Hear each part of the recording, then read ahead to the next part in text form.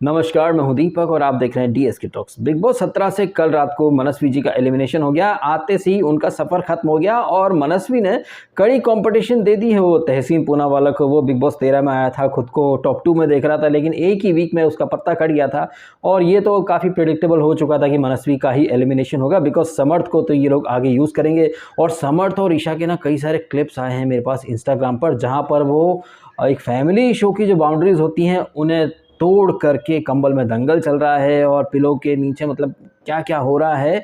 ये family show है, सलमान खान के शब्दों में कहा जाए तो कुछ चीज़ें जो कि हमारे कल्चर के अगेंस्ट हैं। सलमान खान उस तरह की हरकतों को अपने शो में बर्दाश्त नहीं करते हैं, लेकिन समर्थ को यहाँ पर लाया किस लिए गया है, ये जो कुछ क्लिप्स आई हैं मेरे पास इंस्टाग्राम पर, उनसे साबित हो रहा है कि फैमिली शो के अंदर कौन सी रासलीलाएं चलाई जा रही हैं समर्थ और ईशा के द्वारा।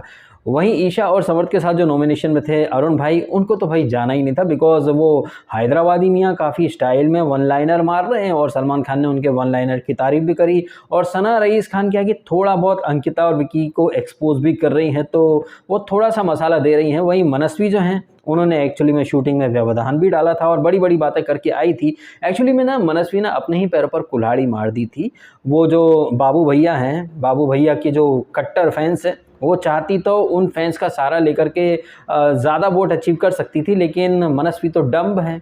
और आयरनी की बात यह है कि सलमान खान को ये बात मनस्वी के दिमाग में डालनी चाहिए थी कि मनस्वी आप नॉमिनेशन में तब तक नहीं आई थी जब तक कि बाबू भैया ने उर्फ अनुराग ने आपको नॉमिनेट किया था। आप आई थी नॉमिनेशन में तब जब ये फेक मुनव्वर के गैंग ने आपको नॉमिनेशन में डाला था, लेकिन आप उन्हीं लोगों के साथ ज़्यादा घुल मिल करके बैठी थी। तो मनस्वी जो थी वो ढक्कन थी, टोटल डम्ब पदार्थ थी और अच्छा हुआ वो शो से चली गई। आई थी बड़ी बड़ी बातें करके कि यार शेक दे मप में हिला डालूंगी, मैं खुद हिल के बाहर चली गई। खैर, कल के एपिसोड का एक जो इम्पॉर्टेंट पॉइंट है जो कि सलमान खान ने हाईलाइट करा, अब देखिए अपने मुंह से अपनी बड़ाई नहीं करना चाहता, लेकिन सलमान खान ने वही बोला है जो वीक नंबर 1 से मैं आपके सामने बार बार बोल रहा हूं। आप चाहें तो अब भी जाकर के देखिएगा वीक नंबर 1 जब बिग बॉस 17 का शुरू हुआ था, and I think episode number 3 या 4 था, उस पर आप देखेंगे व्यूज़ कुछ 5000 6000 व्यूज़ ही होंगे, जहां पर मैंने कहा था कि अंकिता, ये विकी, अभिषेक, ईशा, मुनव्वर ये सब बाहर से मिल करके प्री प्लान करके यहाँ पर आए हैं। लेकिन मेरी बातें क्या कि लोगों को उस समय समझ में भी नहीं आती हैं। अब वही बात सलमान खान ने भी कल दुनिया के सामने रख दी। और अंकिता कितनी झूठी है ना, ये अंकिता लॉकअप में आई थी मुनव्वर के शो में, और मुनव्वर और उसकी जो मुंजली थी उन्हें प्यार का एक तोहफा देके गई थी, मग के रूप में, कप के रूप में। लेकिन जब सलमान खान ने पूछा कि आप में से कौन किस किस को बाहर से जानता है, तो अंकिता ने क्या बोला, सर मैं इसको ऐश्वर्या और नील को जानती हूँ, मुनव्वर का नाम नहीं लिया क्या। मुनव्वर के शो में तुम गई थी, फिर बाद में शो की सक्सेस पार्टी चूंकि एकता कपूर ने रखी थी, और एकता के खास हैं ये अंकिता है, विकास गुप्ता है, एंड जितनी भी एकता की जो सीरियल्स की टॉप एक्ट्रेसेस रही हैं वो हर कोई एकता की सक्सेस पार्टी में आते ही आते हैं। तो मुनव्वर को ये नहीं जानती है, मुनव्वर से नहीं मिली है, किसको चूतिया समझ रही हैं। और जिस तरह से बॉडी लैंग्वेज थी ना इसकी, मुनव्वर की, विकी की, अंकिता की, और सलमान खान ने एक चीज़ तो अच्छी करी है कि मुनव्वर जो डबल गेम खेल रहा है ना, उसको सलमान खान ने थोड़ा सा हाईलाइट करा। लेकिन सलमान खान भी जानते हैं कि भाई मुनव्वर उनका फेवरेट है और मुनव्वर को पूरी तरह वो एक्सपोज नहीं करना चाहते, बिकॉज आई डोंट नो कि वो कौन लोग हैं जो मुनव्वर को स्टैंड अप कॉमेडियन मानते हैं, क्योंकि कॉमेडी का तो सी भी नहीं कर रहा वो शो के अंदर, हाँ शेर व शायरी ज़्यादा कर रहा है। तो सलमान खान का एक सॉफ्ट कॉर्नर है मुनव्वर के प्रति, और ये तो आपने ग्रैंड प्रीमियर में ही देख लिया था जब सलमान खान ने कहा था कि दुआ करना कि मैं तुम्हारा हाथ पकड़ूं फाइनल में। तो सलमान खान चाहते हैं कि मुनव्वर आगे पहुंचे, इसलिए मुनव्वर को पूरी तरह से एक्सपोज नहीं करा। अदरवाइज आप खुद सोचिए, ये सलमान खान जो इतना बोल सकते थे जेब में हाथ डाल करके कि बंद कमरे में मुनव्वर आप जब बोलते हो वो सामने क्यों नहीं बोल पाते हो, और ये पॉइंट मैंने भी हाईलाइट करा है। तब तो मुनव्वर के फैंस आए थे बड़ी बड़ी बातें करने की वो पत्ते नहीं खोलेगा। अरे नेशनल टीवी पर सबके पत्ते खुल जाते हैं भाई, जस्ट बिकॉज कि किसी के मुंह पर कुछ नहीं बोला इट डज नॉट मीन कि उसके पत्ते नहीं खुले हैं। तो मुनव्वर जो कि दूसरे रूम में बोलता था कि ईंटें उखाड़ करके ले जाऊंगा, सामने से गोली मारूंगा, या फिर कैमरे के सामने आकर के बोलता था कि अंकिता को कर्मा मिला, लेकिन अंकिता के सामने अरे मैं नहीं था, मैं नहीं था, अरे विकी भाई, विकी भाई, विकी भाई, अरे विकी भाई कोई बात नहीं, दूध चुराया ना, पर कोई बात नहीं, चलता रहता, ये चलता रहता। मतलब मुंह पर मीठा बनना है और पीठ पीछे जाकर के छुरा भौंकना, ये मुनव्वर की फितरत है।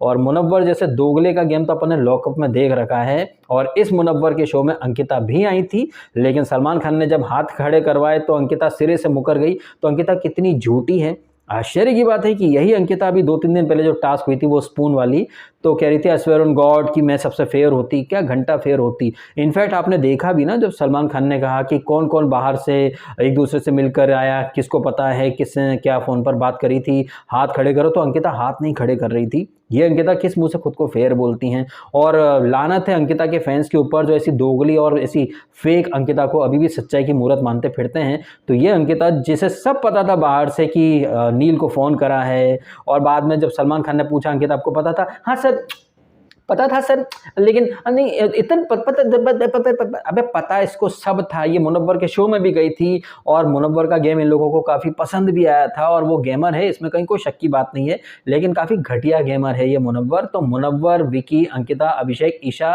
इनका अलायंस बाहर से प्री प्लान एक पैक्ट बना करके आया है, जिसको कि सलमान खान ने थोड़ा सा एक्सपोज करा है। बाकी चीज़ें सलमान खान ने एकदम जनरलाइज कर करके छोड़ दी हैं। मतलब आप समझ रहे हैं, एक तरफ ये बिग बॉस वाले रूल्स की बड़ी पीपड़ी बजाते हैं, but at the same time big boss का इतना बड़ा रूल जो सलमान खान ने कुछ रूल्स पढ़ करके, क्लॉज पढ़ करके सुनाए थे, और सना से फिर उस क्लॉज का मतलब भी पूछवाया था। मतलब इतना दोगला कैसे हो सकता है बिग बॉस, इतना बड़ा रूल टूटा है, उसके बाद आप उन कंटेस्टेंट को बोलते हो आप ऑनेस्ट हो, आप लोगों ने हाथ खड़े कर दिए तो हम एक्शन नहीं लेंगे। वाह वाह वाह।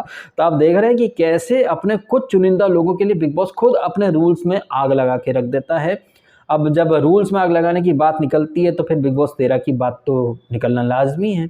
ठीक वैसे ही जैसे फुद्दू फरहान की अम्मी का नाम शब्बो आजमी है। बिग बॉस 13 में सिद्धार्थ शुक्ला ने कितने धक्के दिए थे, कितना ज़्यादा पुश करा था, लेकिन चूंकि वो कॉन्ट्रैक्ट के तहत फिक्स्ड विनर था, इसलिए उसके हर हिंसा, उसके हर रूल ब्रेक पर बिग बॉस ने आंखें बंद कर ली। फिर यही बिग बॉस 15 के अंदर उमर रियाज को बाहर निकाल देता है कि आपने हिंसा कैसे कर ली। बट यही जो बिग बॉस है ये करण कुंद्रा की हिंसा को जस्टिफाई कर देता था। जब करण कुंद्रा ने प्रतीक के अंडे फोड़ दिए थे किक मार के, तब तो बिग बॉस ने कोई एक्शन नहीं लिया। तो वो लोग जो मेकर्स की प्रायोरिटी पर हैं, वो लोग रूल तोड़ दें, हिंसा कर दें, किसी का मर्डर भी कर दें, तो भी बिग बॉस उनके खिलाफ कोई एक्शन नहीं लेगा। अब मुझे पता है कि सिद्धार्थ शुक्ला के फैंस को बहुत ज़्यादा मिर्ची लगेगी, बट भैया मैं उन लोगों में नहीं हूँ जो किसी सेलिब्रिटी के फैंस को खुश करने के लिए अपनी ही बोली बात से पलट जाऊँ। फैंस पलट जाते हैं, जो श्रीशांत वाले सीजन में दीपिका को कलर्स फेस बोलते थे, उन्हें बिग बॉस 13 में कलर्स फेस को ट्रॉफी मिल गई तो नहीं दिखा। फिर वही लोग बिग बॉस 14 में फिर से अरे चुबीना को ट्रॉफी दे दी कलर्स फेस। तो ऐसे लोग जो हर सीज़न में अपना स्टैंड बदल लेते हैं, मैं उन लोगों को खुश नहीं करता हूँ। मेरे लिए मेरी बातें मेरी ऑडियंस के लिए हैं, और वो ऑडियंस जो मेरी ऑडियंस है, किसी एक सेलिब्रिटी के फैंस जो यदा खदा मेरा वीडियो देख लेते हैं, मैं उन्हें कभी खुश नहीं करता हूँ। मेरे लिए सबसे इंपॉर्टेंट चीज़ होती है एक मेरा स्टैंड, और अगर एक बात मैंने बोल दी है तो मैं उस बात पर टिका रहता हूँ। फैंस को खुश करने के लिए मैं अपने स्टैंड नहीं बदलता। अगर दीपिका कलर्स फेस थी तो सिद्धार्थ भी कलर्स फेस था, अगर दीपिका खैराती विनर थी तो सिद्धार्थ भी खैराती विनर था। इस चीज़ को कोई माने या ना माने, और एक यूनिवर्स का एक लॉ होता है, अगर आपने किसी के हक की कोई चीज़ ले ली है तो यूनिवर्स कहीं ना कहीं आपसे बहुत कुछ छीन लेता है। आप वर्ल्ड कप देख रहे हैं, इंग्लैंड जो बाउंड्री काउंट के बेसिस पर न्यूजीलैंड से ट्रॉफी ले गई थी, कैसे इंग्लैंड को मतलब यहाँ पर यूनिवर्स ने या समय ने कर्मा दिया है। ये सो कॉल्ड डिफेंडिंग चैंपियंस कैसे औंधे मुँह गिर पड़े हैं। वहीं सिद्धार्थ शुक्ला वो शायद किसी और के हक की ट्रॉफी घर ले गया, तो आप समझ सकते हैं कि उसके साथ मतलब क्या हुआ। और ये सिर्फ सिद्धार्थ की बात नहीं है। अब हो सकता है कि कई लोग बोले भाई ऐसे कैसे बोल सकते हो। भाई जो मेरे को दिख रहा है मैं एज इट इज़ बोल देता हूँ। आप ये फेकसवी को देखो, चुबीना को देखो, दीपिका को देखो। दीपिका तो बेस्ट एग्जाम्पल है भाई। वो श्रीशांत वाले सीजन में श्रीशांत डिजर्विंग थे, लेकिन मक्खी को आपने ट्रॉफी दे दी। और मक्खी क्या करी, घर पर हलवा बना रही है, या फिर अपने वो व्लॉग डालती है, व्लॉग में उसके बच्चे की शक्ल देख करके लोग कमेंट करते हैं, तो उसके ऊपर वो एक और वीडियो बनाते रहते हैं। वो मतलब व्लॉग ही व्लॉग डालने थे आपको, तो भाई आप काहे के सेलिब्रिटी। फिर आप बिग बॉस में ट्रॉफी जीत करके आपने कौन सा तीर मार लिया, अगर आपको घर में हलवा बनाना था या फिर व्लॉगिंग ही करनी थी। तो कहने का मेरा मतलब है कि एक बहुत पुरानी बात है कि किसी का हक मार करके आपको 4 दिन की खुशी मिल जाएगी, लेकिन लॉन्ग टर्म में आपको बेहद नुकसान उठाना पड़ता है। और ये आप बिग बॉस के विनर्स को देख करके समझ सकते हैं। और ऐसे फिक्स्ड विनर्स या फिर कलर्स के टुकड़ों पर पलने वाले जो बिग बॉस के सेलिब्रिटीज़ हैं, और उनको महिमा मंडित करने वाले कलर्स के जितने ठुल्ले हैं, उन्हें ये चीज़ें मुबारक हों। क्योंकि 4 दिन की चांदनी आप ऐश कर लोगे 4 दिन, 5 दिन, 6 दिन, लेकिन जब यूनिवर्स अपना लॉ लेकर के आता है तो भाई सारी चीज़ें एक चुटकी बजा करके गायब हो जाती हैं, फिर आदमी रोना शुरू कर देता, गलत हुआ गलत हुआ गलत हुआ। खैर हम फिलोसफी की बातें करते करते कहीं और चले गए थे।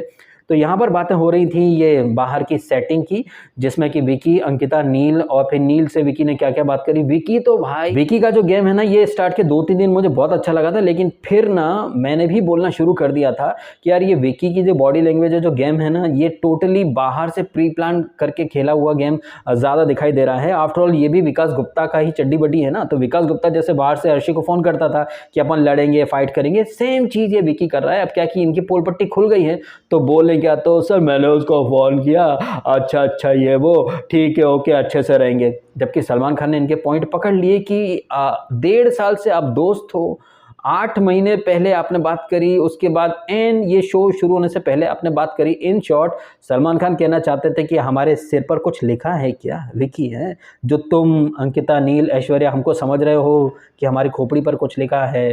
तो ये अंकिता, नील, ऐश्वर्या यही नहीं बल्कि अभिषेक तो क्या दोगला प्राणी है। स्टेज पर आया था तो मुझे पता नहीं था सर ये भी आ रही है, लेकिन वही अभिषेक 1 वीक के बाद मुनव्वर के साथ बाथरूम में रो रहा था कि यार मैंने घर पे बोला था कि इससे दूर रहूँगा। समर्थ ने और ये ईशा ने, ये अभिषेक ने मिल करके पब्लिक को बेवकूफ़ बना दिया है और मेकर्स ये लव ट्रायंगल को और आगे खींच करके ले जाएंगे। मेरे कहने का मतलब है कि वो चीज़ें जो कतई ऑर्गेनिक है नहीं, उसमें भी लोग ना 2-3 घंटे डिबेट करते हैं कि अभिषेक सही या समर्थ सही।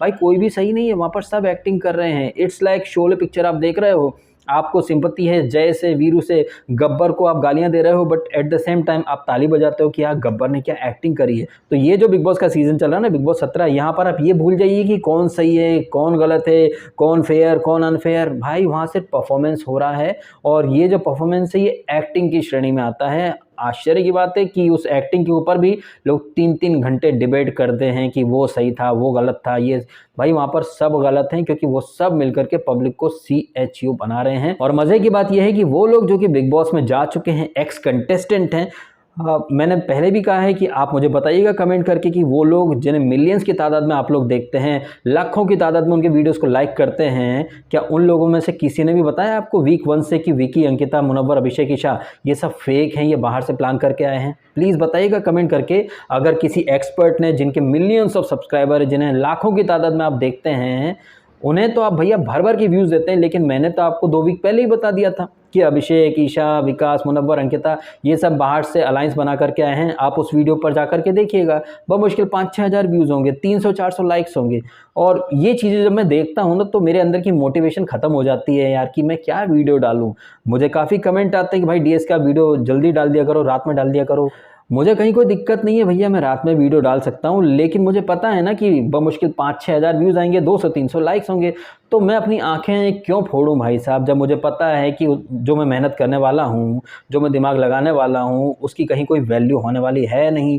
मैं भी दूसरों की तरह अगर लाइव आकर के बैठ जाऊँ, वो अपना लाइव स्ट्रीमिंग खोल करके, दोस्तों ऐसा हुआ, दोस्तों वैसा हुआ, दोस्तों ये ऐसा, दोस्तों वो वैसा है, तो बकचोदी करने पर लाखों की तादाद में व्यूज़ मिल जाते होंगे। तो मुझे बकचोदी नहीं करना, मैं भेड़ चाल में नहीं चलता हूँ। मैं अगर किसी चीज़ को कर रहा हूँ तो मैं पूरी शिद्दत और जुनून के साथ करना चाहता हूँ। बट अब चूंकि मेरे वीडियोस पर इतने व्यूज़ आते हैं नहीं, तो अंदर की मोटिवेशन क्या है ना भाई, ख़त्म हो चुकी है। इसलिए ना मेरे को जब टाइम मिलता है मैं तब वीडियो डालता हूँ। अब वो क्रेज़ ख़त्म हो गया कि एपिसोड के तुरंत बाद डाल दूँ। और वैसे ये चीज़ सही भी है, एपिसोड के तुरंत बाद डालो तो यार कई चीज़ें स्किप हो जाती हैं, कई चीज़ें मिस हो जाती हैं, कई बार आप सुन नहीं पाते हो। इसलिए भैया मैं तो दिन में ही वीडियो डाला करूँगा। और हाँ, पहले से आपको बता देता हूँ कि आज वर्ल्ड कप का मैच है इंडिया का साउथ अफ्रीका से, और इंडिया का मैच है तो ऑब्वियसली मैं मैच ही देखूंगा। मैं बिग बॉस का आज रात का एपिसोड टोटली स्किप करने वाला हूं, बिकॉज ये सलमान और अरबाज की चूतियापंती मेरे को नहीं देखनी, फेक फाइट वगैरह मेरे को नहीं देखनी। कल के एपिसोड में जो नॉमिनेशन टास्क वगैरह होगा वो अपन देख लेंगे, फिर उसके बाद बात करके उसके ऊपर मैं वीडियो डाल दूंगा। तो जैसा कि मैंने कहा कि आज वर्ल्ड कप है, तो आज वर्ल्ड कप का इंडिया और ये साउथ अफ्रीका का मैच में देखूंगा। वहीं कल रात के एपिसोड में और क्या हुआ था यार, अच्छा और ये बाबू भैया का डांस हुआ था। बाबू भैया को अटेंशन नहीं मिलती है भैया, तो कल उन्हें ये लेके प्रभु का नाम इस गाने पर डांस करवा दिया गया। वो फिर दिल का दरवाजा कौन किसके लिए बंद कर रहा है, वो टास्क। अच्छा यहाँ पर ये बाबू भैया को जिस तरह से सलमान खान हर एपिसोड में बेइज्जत कर रहा है ना, आप ये मत समझना कि बाबू भैया यहाँ मंदिर का घंटा बनने आए हैं। भाई यहाँ पर नेक्स्ट लेवल का गेम भी खेल सकता है। ये जो बार-बार बेइज़्ज़त कर रहे हैं, इसको ज़लील कर रहे हैं, इससे बाबू भैया को नेक्स्ट लेवल की सिम्पैथी मिलने वाली है और उनकी कट्टर फैन फॉलोइंग तो है ही सही। तो ऐसा मत समझिए कि सलमान खान यहाँ पर मज़ाक-मज़ाक कर रहे हैं या फिर इसको ज़लील कर रहे हैं। ये कहीं न कहीं ना बाबू भैया के लिए सिम्पैथी का माहौल भी क्रिएट हो रहा है, अगर आप चीज़ों को दूसरे तरीके से देखें तो। अच्छा, दूसरे तरीके से देखने से एक मुझे बात याद आई कि जब सलमान खान मुनव्वर को एक्सपोज़ कर रहे थे कि तुम रूम में कुछ और बोलते हो, बाहर कुछ और बोलते हो, तो मनारा बड़े अतरंगी रिएक्शन दे रही थी, लेकिन ये मनारा है एक नंबर की बॉडम पदार्थ। क्या सबके सामने बोल नहीं सकती थी कि मनारा सॉरी ये मुनव्वर जो है, ये कमरे में तो बहुत बड़ी-बड़ी बातें कर रहा था कि सीने पे गोली मारूँगा, लेकिन बाहर तो उनके साथ शेरो-शायरी करता है, अंकिता के मुँह पर एकदम मीठा बन कर के रहता है। कितना बढ़िया मौका था मनारा के पास इसको मुनव्वर को एक्सपोज़ करने का, लेकिन नहीं, मनारा मौके पर चौका ही नहीं मार पाई और फिर बाद में मुनव्वर वो चिकनी-चुपड़ी बातें करके नहीं, नहीं मैं तो रिस्पेक्ट में तो दिल जो इज़्ज़त देता है, इज़्ज़त करता हूँ। अरे यार मनारा क्या बढ़िया मौका मिला था तुमको, लेकिन तुम ठहरी डंब पदार्थ। एक नंबर की नेपो किड तुम ऐसे ही नहीं बोली जाती हो, क्योंकि जो इंसान अपने बूते ऊपर उठ कर के आता है, उसे मौके पर चौका मारना आता है, लेकिन तुमको तो थाली में सजा कर के सब चाहिए भाई। हालाँकि थाली में सजाकर मौका मिला था, लेकिन मनारा मैडम उस पर चौका नहीं मार पाई। इन सारी चीज़ों के अलावा वो अरुण और ये अभिषेक का एक वर्बल वॉर, इसमें तहलका भी कूद जाता है। फिर खोपचे-खोपचे में सबकी अलग-अलग बातें, नील, ऐश्वर्या, इन सब की बातें, फिर मुनव्वर के बारे में बातें, तो ये सब कुछ रहा है। इन सारी चीज़ों के अलावा कोई और हैपनिंग चीज़ तो नहीं हुई है जिसके बारे में बात की जाए। तो वीडियो खत्म करते हैं डीएस के, और क्या फिर। आपने समय निकाला, वीडियो देखा, आपका बहुत-बहुत धन्यवाद। Thank you so much.